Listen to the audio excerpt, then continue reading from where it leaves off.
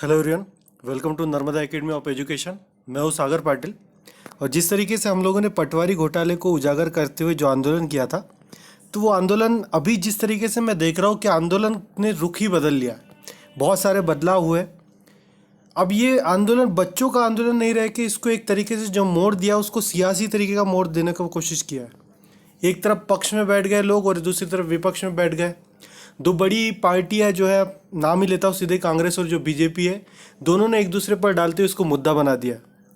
और इसी बीच में कहीं ना कहीं जो बेरोजगार युवा है जिनका सिलेक्शन नहीं हुआ है किसी तरीके से धांधली के कारण, या कुछ ऐसे युवा जो सिलेक्ट हो गए हैं, वो दोनों भी प्रकार के जितने भी विद्यार्थी इस पूरी परीक्षा में चयनित थे, इन्हीं दो सियासती चक्करों में अभी पिसने वाले हैं और पिस भी रहे।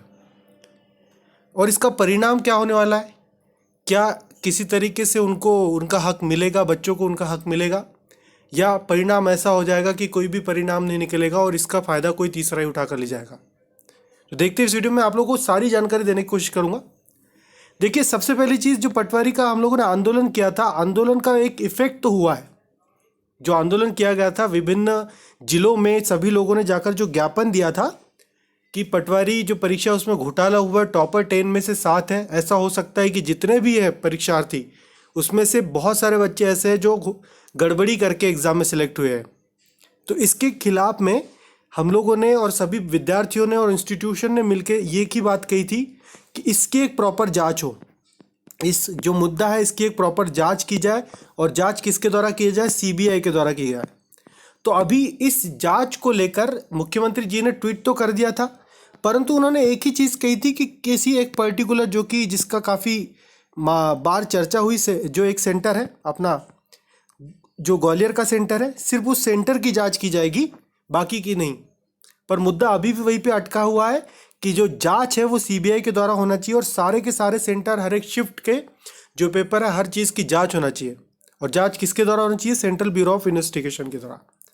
अब इसी मुद्दे को लेकर कुछ बच्चे भी ऐसे हैं जो सिलेक्ट हो चुके हैं, पर उन्हें लगता है कि ये जो आंदोलन हुआ तो निरस्त करने के लिए हुआ, पेपर निरस्त हो जाए इस तरह की। हाँ, मैंने भी देखा हूँ कुछ वीडियो में कहा गया है कि पेपर निरस्त कर दिया जाए। पर देखिए, जो मुद्दा उठाया गया, हमारा इंस्टीट्यूट हो या दूसरे भी इंस्टीट्यूट, सभी लोगों का जो मेन मुद्दा है कि वो सिर्फ इतना चाहते हैं कि इस एग्ज़ाम में जांच हो और जितने भी गड़बड़ी करने वाले लोग हैं उनको सजा हो, ताकि आगे चल के ऐसी गड़बड़ी अगले जो एग्ज़ाम्स होने वाले, जैसे कि कांस्टेबल का एग्ज़ाम हो गया, एसआई का एग्ज़ाम हो गया, और भी डिफरेंट एग्ज़ाम। चलो, ये तो हो गई बच्चों की बात, क्योंकि हर किसी का हक है और हर बच्चा अपने हक के लिए लड़ना चाहिए। ये दोनों पक्ष सही है अपने अपने जगह। बस एक पक्ष में मुझे थोड़ा सा जो डाउट लगा था, मैंने एक और वीडियो में बताया, जहाँ पे बच्चे जो डिमांड कर रहे हैं कि नियुक्तियाँ कर दी जाए, जांच बाद में हो। मैं इसके विपक्ष में हूँ, अभी भी इस वीडियो के थ्रू भी बोल रहा हूँ। और मैंने इसके अलावा जो वीडियो बना हो जाकर जरूर देख लीजिए। मैंने स्पष्ट बताया हो कि नियुक्तियाँ अभी क्यों नहीं होना चाहिए, क्योंकि एक तरीके से जो रिजल्ट है, रिजल्ट गड़बड़ियों के आधार पर बनने वाला रिजल्ट गलत होता है, और गलत रिजल्ट के आधार पर चयनित जो सूची है वो गलत ही होगी। इसलिए जब तक जांच नहीं हो जाती, नियुक्ति नहीं होना चाहिए। चलिए, ये तो हो गई बच्चों की बात। बच्चों की बात हो चुकी है। अब आते हैं मेन मुद्दे पर। आपको मैं समझाता हूँ क्या हुआ है। हम लोगों ने किया आंदोलन एक तरीके से सफल भी रहा, क्योंकि मुख्यमंत्री जी को ट्वीट करने की ज़रूरत पड़ी और उन्होंने कहा कि जब तक जांच नहीं हो जाती तब तक स्थगित हो जाता है। अब देखिए, यहाँ पर सियासी चीज़ कैसी हो रही है। सियासी चीज़ ऐसी हो रही है कि 4 या 3-4 महीने बाद में अपने यहाँ पर चुनाव, मध्य प्रदेश में है चुनाव। तो यहाँ पर जितने भी दल हैं, एक तरीके से अगर मैं देखूँ, जो अभी पार्टी जो है इसमें सरकार में है, वो है अपने पास में बीजेपी। तो बीजेपी को एक चीज़ पता है कि यदि किसी भी तरीके से एक जन जो है, बहुत ज़्यादा मात्रा में जन समुदाय एक बड़ी आवाज़ उठाएगा, तो ऑब्वियसली उनकी कहीं ना कहीं पे उनके खिलाफ में बात चलेगी। और किसी तरीके से कुछ दोषी पाए भी जाते हैं तो सीधा मुद्दा उठेगा सरकार पे। तो इसलिए बीजेपी ने, या जो सरकार है हमारी अभी, उनके प्रवक्ताओं ने सीधे ही, जैसे ही पटवारी का मुद्दा उठा, उन्होंने सीधे अपने बयान में कह दिया कि ये किसने किया है।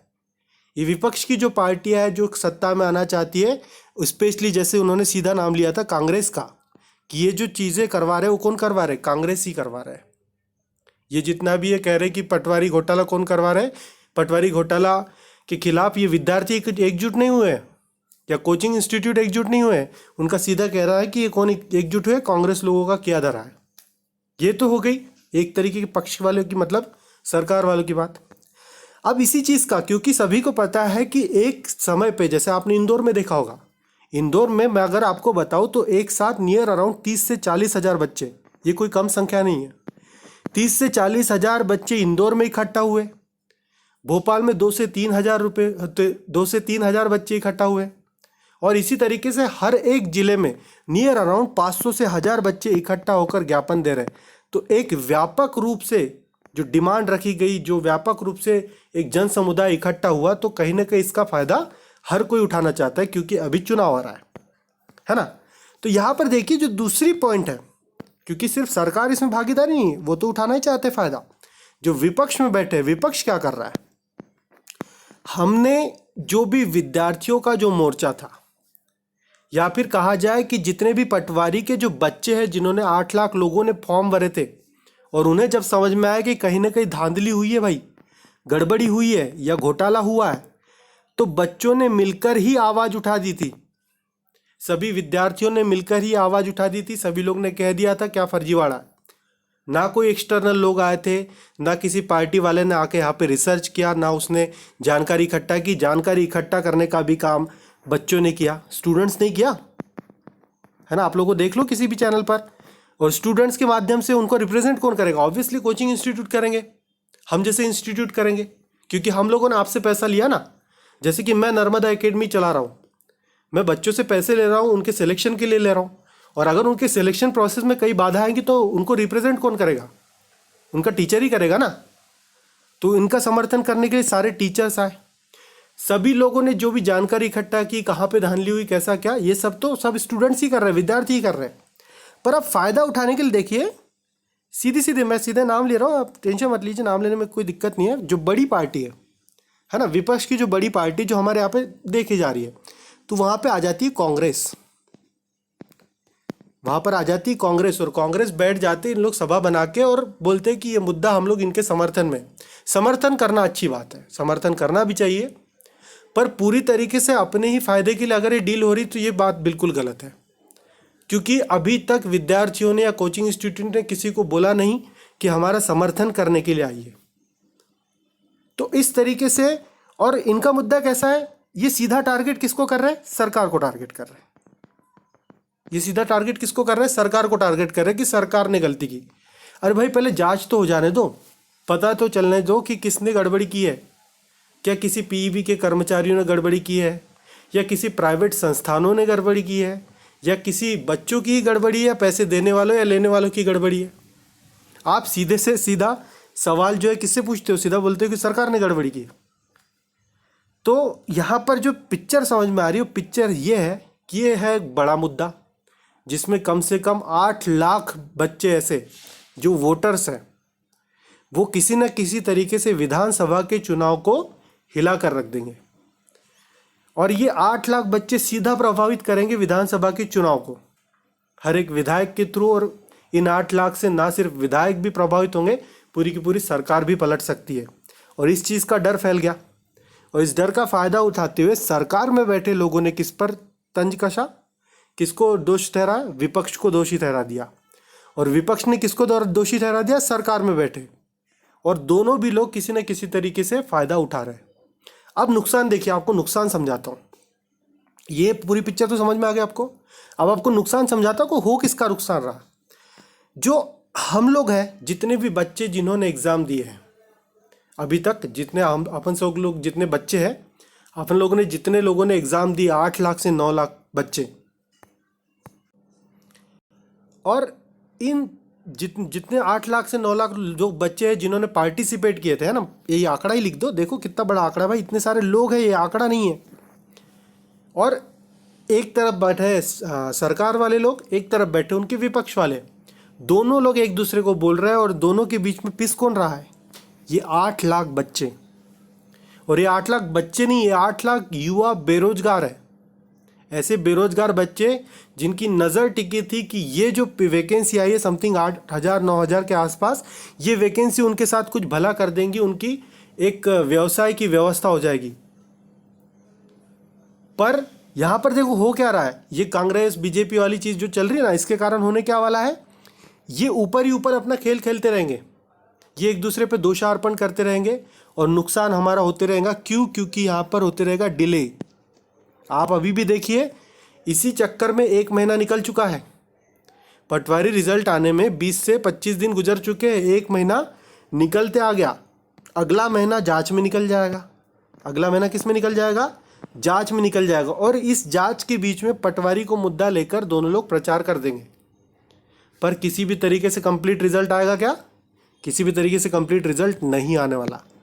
तो इस दोनों के चक्कर में पिसने वाले व्यक्ति हम ही लोग हैं। तो मैं अभी भी बोल रहा हूँ कि जो भी हमारा आंदोलन है, आंदोलन अभी रुका नहीं है, हमें फिर से संगठित होने की ज़रूरत है। इसमें दोनों तरीके के मुद्दे रखे जाएंगे। अब जो भी आंदोलन होगा उस दोनों तरह के मुद्दे रखे जाएंगे कि जो बच्चे सेलेक्ट हुए उनकी भी बात सुनी जानी चाहिए, क्योंकि हर कोई थोड़ी गलत है। कुछ ही बच्चे फर्जी होने के चक्कर में ऐसा नहीं है कि बाकी बच्चों ने मेहनत ही नहीं की। पर मैं अभी भी उस नियुक्ति के खिलाफ हूँ कि भाई नियुक्ति नहीं की जा सकती, क्योंकि रिजल्ट गलत तरीके से बना है। बट किसी भी तरीके से पेपर को निरस्त कर देना, मैं इसके भी खिलाफ हूँ। पेपर बिल्कुल भी निरस्त नहीं होना चाहिए, पेपर जैसा हुआ वैसा होना चाहिए। बस इसके खिलाफ में जांच एजेंसी बैठना चाहिए। क्या बैठना चाहिए इसके खिलाफ में? जांच एजेंसी बैठना चाहिए, वो भी एक्सटर्नल जांच एजेंसी, स्टेट के बाहर की, जैसे कि सीबीआई की या फिर न्यायिक प्राधिकरण के द्वारा नियुक्त किए गए कुछ कमेटी के द्वारा जांच बैठनी चाहिए। तो अभी हमारे हाथ में जो भी चीज़ें हैं, हम किसी पे डिपेंड नहीं हो सकते। इस YouTube के माध्यम से, इस वीडियो के माध्यम से मैं हर एक इंस्टीट्यूट को सचेत करना चाहता हूँ, हर एक बच्चे को सचेत करना चाहता हूँ कि ये जो लड़ाई है हम लोगों ने जो शुरू की थी, ये लड़ाई, मुझे नहीं पता कि ये लड़ाई किसके खिलाफ है। ना ये लड़ाई सरकार के खिलाफ भी नहीं है, और ये लड़ाई जो बच्चे सिलेक्ट हुए उनके भी खिलाफ नहीं है। ये जो लड़ाई हम लोग लड़ रहे हैं ना, ये लड़ाई देखिए हमारे लिए है, और ये उन लोगों के खिलाफ है जो लोग गलत तरीके से पैसे देकर ये एग्ज़ाम में हर बार सिलेक्ट हो जाते हैं और एग्ज़ाम अपना क्रैक करते हैं। जबकि जो डिज़र्विंग बंदा है, जो मेहनत करने वाला बंदा है, या तो उसको लोअर पोस्ट मिलती है या तो उसको पोस्ट नहीं मिलती है। तो लड़ाई अपनी यही है, और लड़ाई में हमारा साथ देने वाला, ऐसा मत सोचना कि हमारा साथ सरकार देगी, है ना। पहले ही बता दे रहा हूँ, जो सरकार है वो हमारा साथ नहीं देगी, या फिर जो विपक्ष के नेता है या फिर विपक्ष में जो भी पार्टियां बैठी वो भी अपना साथ नहीं देगी। हर कोई अपने एजेंडे के लिए, हर कोई चुनाव के माध्यम से पार्टी अपनी सरकार में बैठाने के लिए ही काम कर रहा है। तो ये जितना भी मुद्दा है, जितनी भी हमारी डिमांड है, हमारा सिर्फ इतना सा कर्तव्य बनता है कि आंदोलन हम अपने दम पर ही लड़ेंगे। जितना भी हम आंदोलन करेंगे सबका सब अपने दम पर ही करेंगे, और किसी भी पार्टी को इंटरफेयर नहीं करने देंगे। कोई समर्थन करता है तो अच्छी बात है, कोई अपना समर्थन करने आ रहा है तो वहाँ तक ठीक है, पर हमारे कंधे पे पैर रख के आप किसी और जगह पे चढ़ना चाह रहे थे तो हम इसके बिल्कुल भी खिलाफ है। तो ये सारी चीज़ें मैं आप लोगों को इसलिए समझाना चाह रहा था कि देखिए किस तरीके से इंटरफेरेंस जो है बहुत ज़्यादा बढ़ गया। हर एक जो न्यूज़ चैनल है, मैं न्यूज़ चैनल को बोलना चाहूँगा कि आप लोग क्या दिखा रहे हो। आप ये नहीं दिखा रहे हो कि युवा जो है बेरोजगार है, उसको किस तरीके से रिजल्ट देना चाहिए, जल्दी से जांच कमेटी बैठना चाहिए, आप ये सब चीज़ें नहीं बोल रहे हो। आप लोग क्या दिखाना चाहते हो? आप बस टीवी पर आते हो और बोलते हो कि कांग्रेस ने ये बोल दिया बीजेपी के खिलाफ, बीजेपी ने ये बोल दिया कांग्रेस के खिलाफ। सरकार बोलती है कि विपक्ष के नेता लोग मिलके पटवारियों का हंगामा करवा रहे हैं। जो विपक्ष में बैठे हो बोल रहे हैं कि सरकार के जो नेता है उन्होंने जांच वाच नहीं कर रहे हैं। ये कब तक चलाते रहोगे? आप ये तो दिखाओ कि भाई जो बेरोजगार युवा है उनका कैसा, ये बेरोजगार युवा क्या जिंदगी भर बेरोजगार युवा बन के रहेगा क्या? हाँ, क्या बेरोजगार युवा ने बस ऐसे ही बैठे रहना चाहिए? 8 लाख लोग क्या चुप बैठेंगे? जो 8 लाख लोग हैं क्या उन लोगों ने चुप रहना चाहिए? मुझे तो ऐसा नहीं लगता। इसलिए 8 लाख लोगों को अपनी लड़ाई खुद लड़नी पड़ेगी। अभी भी समय है। इंडिविजुअल लेवल पे जो भी पिटीशन दायर कर सकते हो, हर कोई पिटीशन दायर करो। एक इंस्टीट्यूशन लेवल पर भी पिटीशंस दायर हुए हाई कोर्ट में। जब तक हम लोग को एक प्रॉपर न्याय नहीं मिल जाता, हम लोग तब तक ये लड़ाई लड़ते रहेंगे। और समर्थन के लिए एक दूसरे के साथ खड़े रहना जरूरी है, क्योंकि हमारा संगठन ही हमारा ताकत है। तो बने रहिए और देखते रहिए सारी चीज़ें। मैं आपको हर एक चीज़ की अपडेट देते रहूँगा। मैं जितनी कोशिश हो सकती है उतनी विद्यार्थियों को समझाऊंगा कि कहाँ पर हम लोग जो है अलग अलग हो रहे हैं, कहाँ पे कौन हमारा फ़ायदा उठाना चाह रहा है। तो दूसरों के बहकावे में बिल्कुल नहीं जाना है, हमें अपने आंदोलन पर ध्यान देना है। Thank you so much for watching this video.